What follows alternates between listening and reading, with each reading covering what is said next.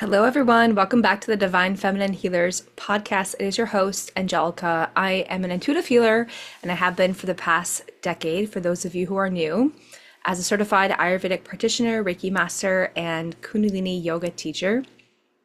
And today, I wanted to get into some collective messages that I tuned into for the month of February. And I have 4 messages to get into, and I'm going to weave in a bit of astrology in there as well, because it's so seamlessly connected all together. So the first message that came through is there are going to be new dreams, new visions, and new ideas that are going to be downloaded for you this month that are going to open up new opportunities for you. So this is really related to the energy of Jupiter and Gemini going direct on February 4th. Jupiter is a spiritual planet having to do with teachings and learnings and higher wisdom. And Gemini is a sign of ideas and communication, and it's an air sign. So it's like how we receive these new ideas and being able to communicate them and our mental tendencies. So I see like a lot of like mental messages and downloads coming in this month, which is super awesome. I think it's going to set the stage for new opportunities to pop up. A lot of what I tune into, because I live in the Northern Hemisphere, has to do with the seasonality during this time of year. So in the Northern Hemisphere right now, it's winter. And these are just, as a whole, the practices that we're normally attuned to doing. Meditation, finding stillness, tuning into our intuition. So that is a huge theme this month, is these new ideas that are going to be popping in and coming in. Now, this leads into my second message, where a lot of us are going to need to build a strong spiritual practice in order to receive these messages. As you know, if there is a lot of external noise going on in the form of worry and anxieties and mental belief systems that's clouding our field, there's not going to be any room for new ideas and opportunities to pop in and new messages to come in. So it's going to be extremely important that you have time to ground your nervous system, to feel into your body and create space and pathways for these new ideas to come through. I just did a lot of readings for the new moon in Aquarius, and a lot of themes are clearing out old mental belief systems and specifically releasing a lot of worry and a lot of anxiety. And I'm going to share more on this on my Instagram page of tools and techniques on how you can work with anxiety and help to release a lot of worries. But this is going to be an important practice of simply just disrupting that thought when it comes in and not allowing yourself to engage in the vision of what happens if it were to manifest. Do you ever find yourself in those worry spirals and then you're visioning it's going to be like, what it's going to feel like? You know, we create these in our heads to protect ourselves because based on a past traumatic experience that we had, we want to prevent it from happening in the past. So we think if we play it out in our heads and therefore can solve the issue, then we can prevent it when it comes. But actually, because you're becoming such a director of energy and becoming such a great manifester, you're actually manifesting this coming into reality. So the best protocol is to disrupt the thoughts when you find yourself getting into a state of worry and anxiety and saying, I'm not allowing myself to go there. I'm not allowing myself to entertain this idea. Now, if it's getting really hard for you to release a specific worry or an anxiety, then that can be something that you can explore deeper of, oh, how is this attached to a past trauma that I've had? And how can I explore this trauma on a deeper level to know that that was in my past and the way that I'm shaping my thoughts, beliefs, patterns, behaviors, and habits is different, and I'm creating a different future now. And that is where the healing is going to happen. So letting go of the past traumatic experiences that you had, leaving that in the past, and really being in the energy of what does my future self want me to know, feel, and believe, and how are my thoughts, actions, and beliefs aligning to that. It's a lot about like when these visions come down into you, it's like visions of what your future is going to be like, which is really exciting. But you have to stay in that zone of that is what's possible and not entertain the other side of it. Okay. Another message is there's going to be a change of course or a new direction. I anticipate this is going to happen around like mid to end of February.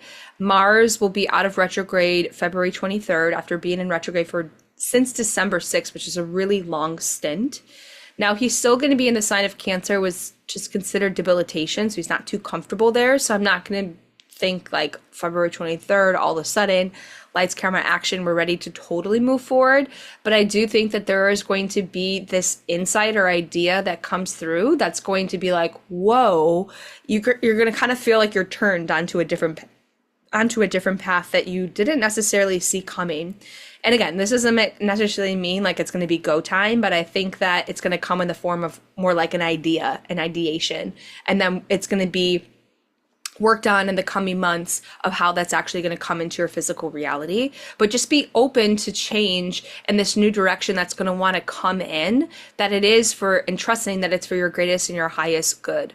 A lot of times we can be really uncomfortable when we see these changes because it's unknown and it's not cozy and we doubt it, and all those things are going to come up. So trust that if it's coming into your field and you're doing the work to clear yourself and it's coming in a clear way, then it is for your greatest and highest good. And then even if you can't see like how it's totally going to be, how it's going to turn out, you know that this is your next step and it's just the direction that you want to go in.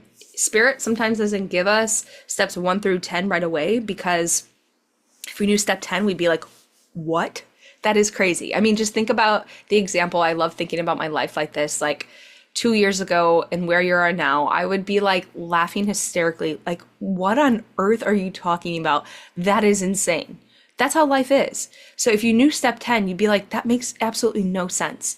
But when you get presented step 1, you're like, okay, that's definitely a change, but I can kind of see how that happens. So you're just taking it step by step, but this is definitely going to feel like a shift. You're like turning your body onto a new path. So for some of us, this is really exciting because I know these months have been for a lot of contemplation. There's been a lot of retrogrades. There's been a lot of do-overs and reflecting and releasing and purging. So it's nice to know kind of the direction that you're going into now. And there's going to be some sparks of clarity coming this month. Then the last message that I got was to fill up your cup. And this is, obviously we know like self-care practices. There's a lot of like divine feminine energy here in filling your cup up, of doing things that are very nurturing and just feel good in your body and are softer, kind of more yin types of practices. So yeah, this would be like self-care practices, but it's almost like on a deeper level, like a really felt level. Like think about the times in your life where you've just had that level of depth and in an experience, and it just like really hit the bottom of your soul. Like that's what we're looking to get into in this month. And to me, this has to do with a lot of the Pisces energy that we have. There's 3 planet placements that are in Pisces that's starting in the month of February. So there's a lot of like tapping into this like deep feeling and depth. This can come in a lot of forms. I see this coming into soul connections. This was a message that popped up a lot on when I'm doing my readings, is like a lot of people are calling in new romances and like soulmate connections. This can be in the form of not necessarily romantic relationships, but also like female soul sister connections. Like, when you have those moments, I just had that where I led my moon ceremony in Los Angeles, and there's just this feeling sometimes, like every time I get in these moon ceremonies where someone speaks and they share their heart, and I just feel this overwhelming sense of connectedness to everyone there, and how grateful I am to like have a space to be talking about these things and about our life. Like it's just so beautiful and just connecting on such a deep level. I can't really even explain it. It's like my favorite thing about being a human. Other ways to connect on this deep level is learning ancient sciences. I remember when I first learned Ayurveda, and it just understood me on a level that I've never understood myself before. I think a lot of you are going to discover this in a way. I know a lot of people have been feeling that way about human design now that that's becoming really popular in the coming years. So there may be something that you're learning about yourself that just like hits on such a deep level. You're like, no one has ever been able to know me on that level. So be aware of like those things that like really hit the spot for you that you could really lean into, and you're really looking to fill up your cup. And this is because it's like all this is in preparation for when it's time to take inspired action in the springtime, where I really feel like a lot of this change is going to land in the physical reality. Right now, change is happening intrinsically. It's happening on the personal level. So you're changing your thoughts, your behaviors, and your belief systems right now. You're clearing out old codings. And at the same time, you're filling your cup up with like what really matters and that true essence, which is just getting you to that future version of where you want to be. So there's lots of like strengthening and toning of the soul in a way this month so that you can be prepared for the changes that are going to happen in your external world. Okay, those are my main messages for this month of February. I hope you all have a beautiful month. And if you want personalized readings, I jump on IG Live, usually on Wednesdays, sometimes on Thursdays, around 11 a.m. Pacific Standard Time, and I do live goddess card readings. I also pull cards with the collective, so if you can't join live, you can watch the replay. I always post it on my Instagram page, Angelica_feminine_healer. And those are just like little moments of inspiration just to like bring you some pick-me-ups throughout the day, some validation. If you're wanting a full reading, I have absolutely adored bringing back my one-on-one intuitive healing sessions. These are to clear what's blocking you from your intuition and help you to strengthen your intuitive gifts. So I work with Reiki energy to clear out where there's energetic blockages specifically in your body. And at the end of the session, you can expect to have strokes of insight, moments of clarity of how you want to move forward. I always give holistic healing recommendations on how you can take the next step towards your best and your highest, greatest step. I share intuitive messages that come from your guides and how you can start communicating with them. And I also share what are some spiritual symbols that your guides are trying to send you and connect with so it can strengthen your own intuitive gifts even more. They're simply the best, one of my favorite offerings that I have right now. So if you would like a reading, you can just sign up with the link in the show notes. I'll have that linked below. All right, everyone, I hope you have a beautiful month of February, and I'll see you all soon.